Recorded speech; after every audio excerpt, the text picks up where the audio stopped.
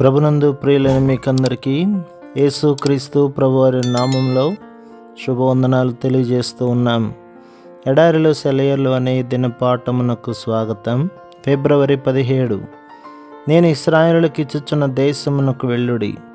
యెహోషువ గ్రంథం 1వ అధ్యాయం 2వ వచనం. దేవుడు ఇక్కడ వర్తమాన కాలంలోనే మాట్లాడుతున్నాడు. తాను చెయ్యబోయే పని అనడం లేదు, కానీ ఇప్పుడే ఈ క్షణమే ఇస్తున్న దేశం అంటున్నాడు. విశ్వాసం కూడా ఇలానే మాట్లాడుతుంది. దేవుడు ఇలానే ఎప్పుడూ ఇస్తుంటాడు. కాబట్టి ఈ రోజున ఇప్పుడే దేవుడు నిన్ను కలుసుకుంటున్నాడు. ఇది నీ విశ్వాసానికి పరీక్ష. కాబట్టి నువ్వు నమ్మడం లేదన్నమాట. అది ఆశ కావచ్చు, అది చిత్తశుద్ధితో వాంఛించడం కావచ్చు, విశ్వాసం మాత్రం కాదు.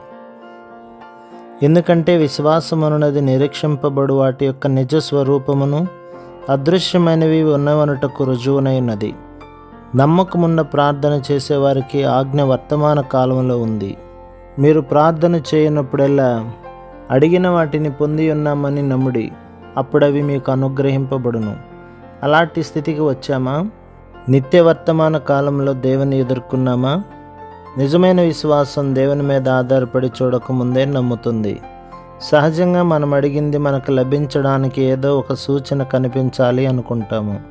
అయితే మన విశ్వాసంలో ఉన్నప్పుడు దేవుని మాట తప్ప మరే సూచన మనకి అవసరం లేదు. ఆయన మాట ఇచ్చాడు, ఇక మన నమ్మిక చొప్పున మనకు జరుగుతుంది.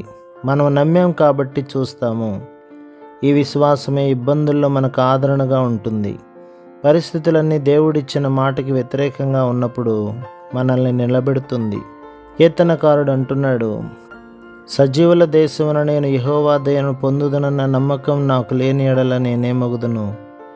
తన ప్రార్థనలకి జవాబు ఇంకా చూడలేదు, కానీ చూస్తానని నమ్మకం ఉంచాడు. ఆ నమ్మకమే అతన్ని సొమ్మసిల్లిపోకుండా చేసింది. చూస్తామన్న నమ్మిక ఉంటే అది మనల్ని నిరుత్సాహానికి గురి కాకుండా చేస్తుంది. అసంభవాలు అనుకున్న వాటిని చూసి నవ్వుతాము. ఇబ్బంది నుండి మానవపరంగా విడుదల లేదనుకున్న సమయంలో ఎర్ర సముద్రాన్ని దేవుడు పాయలు చేసే దృశ్యాన్ని ఆనందంతో వీక్షిస్తాము. సరిగ్గా ఇలాంటి తీవ్రమైన కష్ట సమయాల్లోనే మన విశ్వాసం అభివృద్ధి చెంది బలపడుతూ ఉంటుంది. ఆందోళన చెంది ఉన్న ఆత్మలారా, సుదీర్ఘమైన రాత్రుల్లోనూ విసుగు చెందించే పగటి వేళల్లోనూ ఆయన మిమ్మల్ని మర్చిపోయాడేమోనని భయపడుతున్నారా? ఆతృతగా ఆయన కోసం ఎదురు చూస్తున్నారా?